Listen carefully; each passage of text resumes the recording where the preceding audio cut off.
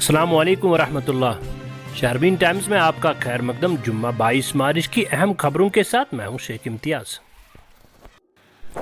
Police نے مزاحمتی قیادت کی جانب سے اونتی پورہ سے تعلق رکھنے والے اسکول پرنسپل رضوان احمد پنڈت کی پولیس حراست میں موت کے خلاف نماز جمعہ کے بعد دی گئی احتجاجی کال کے پیش نظر حریت کانفرنس اینڈ کے چیئرمین میر وائز عمر فاروق کو جمعے کے روز ان کے رہائش گاہ واقع نگین میں نظر بند کیا گیا، جس کے نتیجے میں میر وائز عمر فاروق تاریخی جامع مسجد میں خطبہ جمعہ نہیں دے سکے۔ ذرائع نے بتایا کہ میر وائز کی نظر بندی علیحدگی پسندوں کی اس اپیل کے پیش نظر عمل میں لائی گئی تھی جس میں جمعے کو اونتی پورہ کے استاد رضوان پنڈت کی حراستی موت کے خلاف احتجاج کی کال دی گئی تھی۔ خیر رہے مشترکہ مزاحمتی قیادت نے لوگوں سے اپیل کر رکھی تھی کہ وہ نماز کے بعد رضوان کی پولیس حراست میں موت کے خلاف احتجاج کرے۔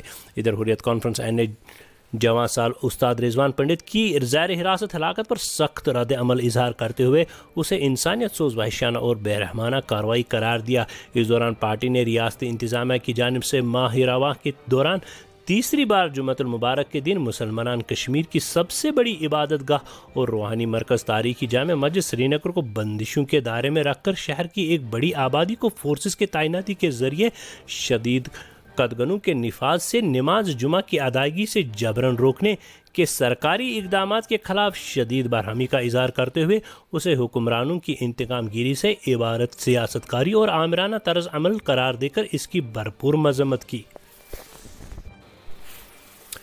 شمالی کشمیر کے حاجن بانڈی پورہ اور جنوبی ضلع شوپیاں میں دو الگ الگ خونین معرکہ آرائیوں میں لشکر کمانڈر سمیت 4 جنگجو اور 12 سالہ کم سن طالب علم جاں بحق ہو گئے، جبکہ کئی رہائشی مکانوں کو نقصان پہنچ گیا ہے۔ 4 جنگجوؤں کی ہلاکت کے ساتھ ہی گزشتہ 24 گھنٹوں کے دوران ہوئی خونین معرکہ آرائیوں میں ہلاکتوں کی تعداد 7 تک پہنچ گئی، جن میں سے 6 جنگجو اور کم سن طالب علم شامل ہے، جس کے بارے میں بتایا جاتا ہے کہ اس کو جنگجو نے یرغمال بنایا تھا۔ خونین معرکہ آرائیوں کے دوران فورسز اور نوجوانوں کے درمیان پرتشدد جھڑپوں میں ٹیئر گیس شیلنگ، پیلٹ و بلٹ فائرنگ کے نتیجے میں 1 درجن کے قریب مظاہرین اور فورسز اہلکار زخمی ہو گئے، جن میں سے کئی ایک کو شدید نازک حالت میں سری نگر علاج و معالجے کے لیے منتقل کیا گیا۔ حاجن بانڈی پورہ کے میر محلہ میں جمعرات کی شام سے ہی جاری خونین معرکہ آرائی جمعہ کے اعلی صبح اختتام پذیر ہوئی، جس میں لشکر کمانڈر سمیت 2 جنگجو جاں بحق ہو گئے۔ ذرائع سے معلوم ہوا ہے کہ جنگجوؤں کی موجودگی کی اطلاع ملنے کے بعد فوج و فورسز نے علاقے میں تلاشی آپریشن شروع کیا، جس دوران وہاں موجود جنگجوؤں نے اور فورسز کا آمنا سامنا ہوا۔ ذرائع نے بتایا کہ وہاں چھپے بیٹھے جنگجو نے فرار ہونے کی کوشش میں فوج پر گولیاں چلائی، جس کے جواب میں فوج نے بھی مورچہ زن ہو کر جوابی کارروائی کی۔ جمعرات کی شام دیر تک جھڑپ میں 1 جنگجو جاں بحق ہو گیا تھا، جس کے بعد اندھیرا چھا جانے کے نتیجے میں آپریشن کو جمعے کی صبح تک ملتوی کر دیا گیا تھا۔ جمعے کی صبح جو ہی آپریشن دوبارہ بحال ہوا تو جنگجو اور فورسز کا ایک مرتبہ پھر آمنا سامنا ہوا اور دونوں طرف سے شدید گولیوں کا تبادلہ ہوا۔ ذرائع سے معلوم ہوا کہ فورسز نے اس مکان کو بارودی سرنگ سے اڑا دیا جس میں جنگجو موجود تھے، جبکہ پولیس کے مطابق جنگجو نے مالک مکان اور اس کے 12 سالہ بیٹے کو یرغمال بنایا تھا، جبکہ شام دیر گئے مالک مکان کو بچا لیا گیا تھا۔ ذرائع نے بتایا کہ مکان زمین بوس ہونے کے ساتھ ہی تلاشی کارروائی کے دوران جھڑپ کے مقام سے 2 جنگجو اور کم سن طالب علم کی نعش برآمد کی گئی۔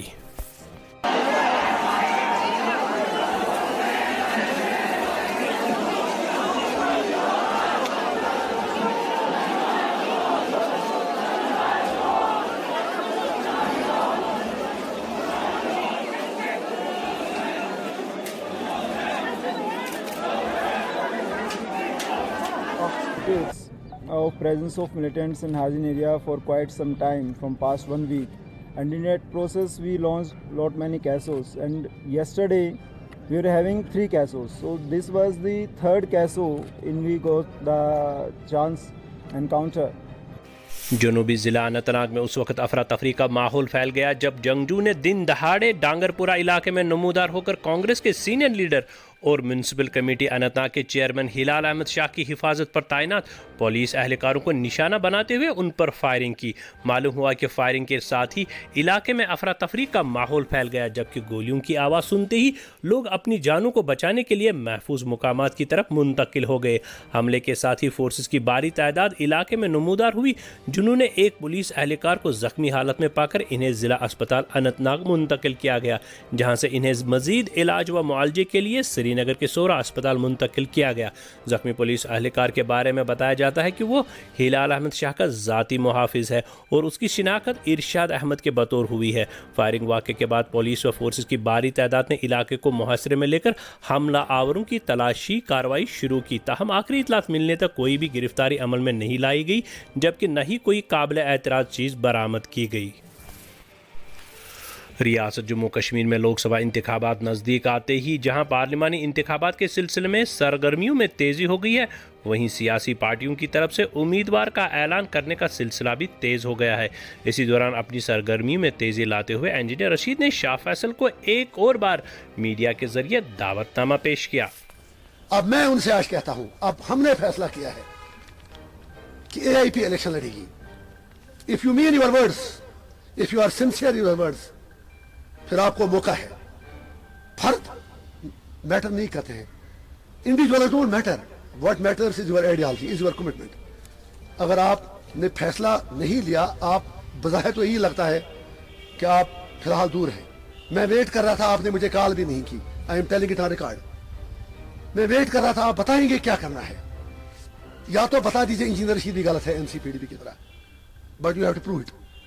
پھر بہتر یہ ہے، اب جب آپ ابھی سوچ رہے ہیں، اگر سے وہ اچھے نہ طرح کے بلتے لگو آتش نمرود میں بے خطر کود پڑا عشق، پھر ہم اس آتش نمرود میں اترنے کے لیے تیار ہیں۔ آپ بھی تو چڑیا کبوتر کچھ بن کے ہماری مدد کرو۔ پی ڈی پی کے سینئر لیڈر عبد الرحمان ویری نے انتظامیہ پر الزام عائد کرتے ہوئے کہا کہ اس بار بہت ساری جگہوں پر الیکشن پولنگ سٹیشنوں کو ایک ساتھ کلب کیا گیا ہے، جس کی وجہ سے لوگ ووٹ ڈالنے نہیں نکلیں گے۔ دیکھ کر وہ ایکسپوز ہونے کا اس کو خطرہ ہوتا تھا، سب کو، اس لیے وہ اس کو مشکل ہوتا تھا۔ ہم نے ان کو کہا تھا کہ ان پولنگ سٹیشنز کو نیا کریٹ کرنے کی ضرورت ہے، لیکن آج جو ہمارے پاس انفارمیشن ہے، آج ہمیں جو مطلب جو سسٹم یہاں چل رہا، ہم نے چیف الیکٹورل افسر سے بھی بات کی ہے، وہ بھی وہاں بیٹھا تھا، اس کے بعد بھی ہم نے بات کی۔ آج انہوں نے جو سسٹم کیا ہے، یہاں انہوں نے کلبنگ کی ہے، 5-5 10-10 پولنگ سٹیشن کو ایک ہی جگہ جمع کر کے کلسٹر ٹائپ، جس سے یہ ہوگا مسئلہ کہ ایک گاؤں کو دوسرے گاؤں میں پولنگ سٹیشن جب شفٹ ہوگا، ان کو 2 کلومیٹر 3 کلومیٹر اور کئی جگہ 4 کلومیٹر بھی پیدل جانا پڑے گا، جو مشکل ہے کہ وہ ووٹ نہیں ڈال سکتے۔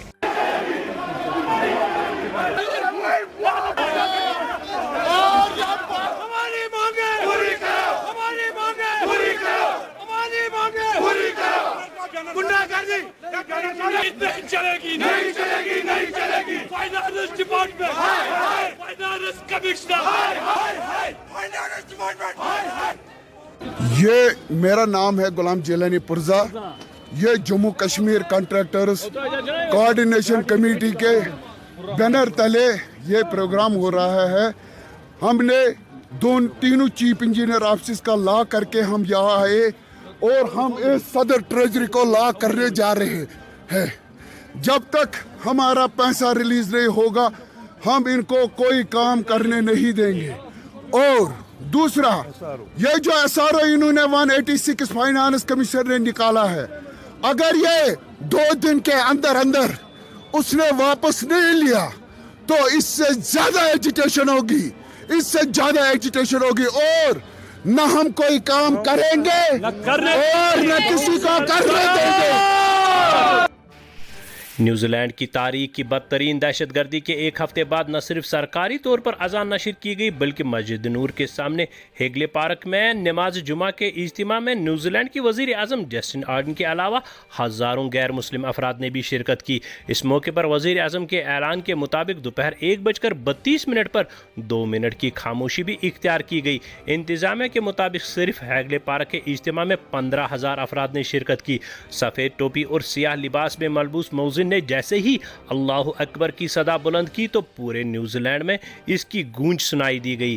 اذان کے فوراً بعد جہاں نیوزی لینڈ کے مختلف شہروں میں نماز جمعہ کے اجتماعات میں خاموشی اختیار کی گئی، وہی پڑوسی ملک آسٹریلیا میں بھی اظہار یکجہتی کے لیے جو جہاں تھا 2 منٹ کے لیے وہی ساکن ہو گیا۔